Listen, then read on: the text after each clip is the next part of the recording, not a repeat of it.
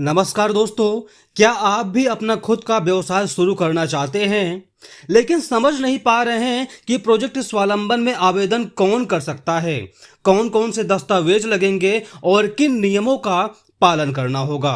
तो यह वीडियो आपके लिए है। आज हम बहुत ही आसान भाषा में समझेंगे कौन आवेदन कर सकता है, किन दस्तावेजों की आवश्यकता होगी और आवेदन करने से पहले किन महत्वपूर्ण शर्तों को जानना जरूरी है।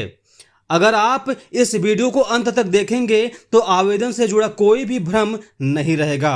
तो आइए शुरू करते हैं। दोस्तों, इसमें पहला पॉइंट है कौन आवेदन कर सकता है। सबसे पहले जानते हैं इस योजना का लाभ किन लोगों को मिल सकता है। पहला है भारतीय नागरिक होना आवश्यक है। सबसे पहली और सबसे महत्वपूर्ण शर्त यह है कि आवेदक भारत का नागरिक होना चाहिए, अर्थात यदि आप भारत में रहते हैं और भारतीय नागरिक हैं तो आप आवेदन करने के पात्र हैं। दूसरा है आयु कम से कम 18 वर्ष होनी चाहिए। दोस्तों, आवेदन करने वाले व्यक्ति की आयु 18 वर्ष या उससे अधिक होनी चाहिए। क्यों? क्योंकि 18 वर्ष की आयु के बाद व्यक्ति कानूनी रूप से बैंक खाता संचालित कर सकता है, ऋण ले सकता है और स्वयं व्यवसाय शुरू कर सकता है। तीसरा है ग्रामीण एवं अर्ध शहरी क्षेत्र के निवासी।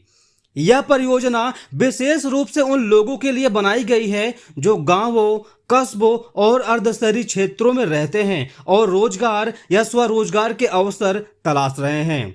इसका उद्देश्य स्थानीय स्तर पर रोजगार बढ़ाना और लोगों को आत्मनिर्भर बनाना है। दोस्तों, चौथा पॉइंट है महिलाएं, पुरुष और युवा सभी आवेदन कर सकते हैं। इस योजना में महिलाएं, पुरुष और युवा सभी आवेदन कर सकते हैं। हालांकि महिलाओं को प्राथमिकता दी जाती है क्योंकि महिलाओं के आर्थिक सशक्तिकरण पर विशेष ध्यान दिया जाता है। पांचवा है सभी वर्गों के लोग पात्र हैं। यदि आप एससी हैं, एसटी हैं, ओबीसी हैं या सामान्य वर्ग से हैं तो आप भी आवेदन कर सकते हैं। यह योजना किसी एक जाति या वर्ग तक सीमित नहीं है। छठवां पॉइंट है बीपीएल और एपीएल दोनों परिवार पात्र हैं। चाहे आपका परिवार बीपीएल यानी गरीबी रेखा से नीचे हो या एपीएल गरीबी रेखा से ऊपर हो, दोनों श्रेणियों के लोग आवेदन कर सकते हैं। अर्थात दोस्तों, यह योजना समाज के अधिक से अधिक लोगों को आत्मनिर्भर बनाने का प्रयास करती है। अब हम बात करते हैं दूसरे पॉइंट की, आवश्यक दस्तावेज। अब जानते हैं आवेदन करते समय किन किन दस्तावेजों की आवश्यकता होती है। पहला पॉइंट है आधार कार्ड। आधार कार्ड आपकी पहचान सत्यापित करने का सबसे महत्वपूर्ण दस्तावेज है। इसी के आधार पर आपकी जानकारी का सत्यापन किया जाता है। दूसरा पॉइंट है राशन कार्ड या निवास प्रमाण पत्र। यह दस्तावेज यह प्रमाणित करता है कि आप किस क्षेत्र के निवासी हैं। यदि राशन कार्ड उपलब्ध नहीं है तो मान्य निवास प्रमाण पत्र भी लगाया जा सकता है। तीसरा है बैंक पासबुक। ऋण स्वीकृत होने पर राशि सीधे आपके बैंक खाते में भेजी जाती है, इसलिए दोस्तों बैंक पासबुक या बैंक खाते का विवरण देना अनिवार्य है। ध्यान रखें, बैंक खाता सक्रिय होना चाहिए और आधार से लिंक होना चाहिए। चौथा है पासपोर्ट साइज फोटो। आमतौर पर आवेदन के लिए 2 पासपोर्ट साइज रंगीन फोटो की आवश्यकता होती है। फोटो अस्पष्ट और हाल ही में खींची होनी चाहिए, यानी दोस्तों फोटो बहुत ही ज्यादा पहले का नहीं होना चाहिए। फोटो आपका हाल ही का जल्दी का होना चाहिए। पांचवा पॉइंट है आधार से लिंक मोबाइल नंबर। आपका मोबाइल नंबर आधार से जुड़ा होना चाहिए। इसी नंबर पर ओटीपी, आवेदन की जानकारी और अन्य महत्वपूर्ण संदेश प्राप्त होंगे। और इसी में छठवां पॉइंट है जाति प्रमाण पत्र, यदि लागू हो। यदि आप आरक्षित वर्ग से हैं और किसी विशेष लाभ के पात्र हैं तो वैध जाति प्रमाण पत्र भी जमा करना होगा। तो आइए हम बात करते हैं इसमें तीसरे पॉइंट की, महत्वपूर्ण शर्तें। अब बात करते हैं उन नियमों की जिनका पालन प्रत्येक सदस्य को करना आवश्यक है। इसमें पहला पॉइंट है सदस्यता पूरी तरह निःशुल्क है।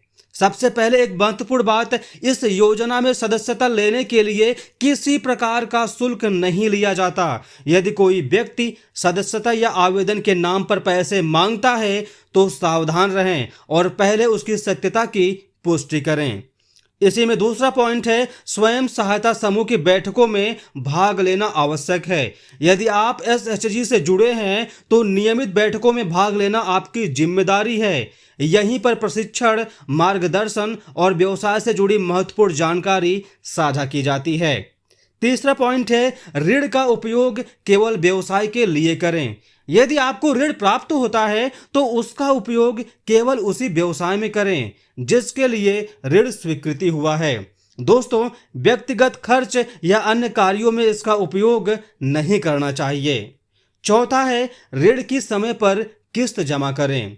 समय पर किस्त जमा करना आपकी जिम्मेदारी है। समय पर भुगतान करने से आपका बैंक रिकॉर्ड अच्छा रहता है, भविष्य में अधिक ऋण मिलने की संभावना बढ़ती है और आपकी विश्वसनीयता भी मजबूत होती है। इसी में पांचवा पॉइंट है, गुणवत्ता बनाए रखें। यदि आप कोई उत्पाद तैयार कर रहे हैं तो उसकी गुणवत्ता हमेशा अच्छी होनी चाहिए। अच्छी गुणवत्ता से ग्राहक संतुष्ट होते हैं और आपका व्यवसाय लगातार आगे बढ़ता है। छठवां पॉइंट है, पैकेजिंग और स्वच्छता का विशेष ध्यान रखें। यदि आपका उत्पाद बाजार में बेचा जाएगा तो उसकी पैकेजिंग आकर्षक, साफ सुथरी और सुरक्षित होनी चाहिए। याद रखें, अच्छी पैकेजिंग केवल उत्पाद को सुरक्षित नहीं रखती बल्कि ग्राहक का विश्वास भी बढ़ाती है।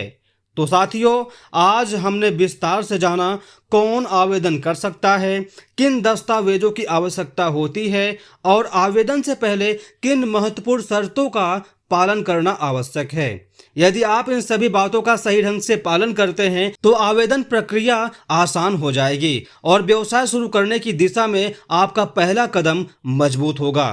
दोस्तों, यदि आपको यह जानकारी उपयोगी लगी हो तो इस वीडियो को लाइक करें, अपने दोस्तों और परिवार के साथ शेयर करें और अवेयरनेस इंडिया चैनल को सब्सक्राइब करना न भूलें। घंटी का बटन भी दबा दें ताकि प्रोजेक्ट स्वावलंबन से जुड़ी हर नई जानकारी, महत्वपूर्ण जानकारी सबसे पहले आपको मिल सके। धन्यवाद, मिलते हैं अगली वीडियो में।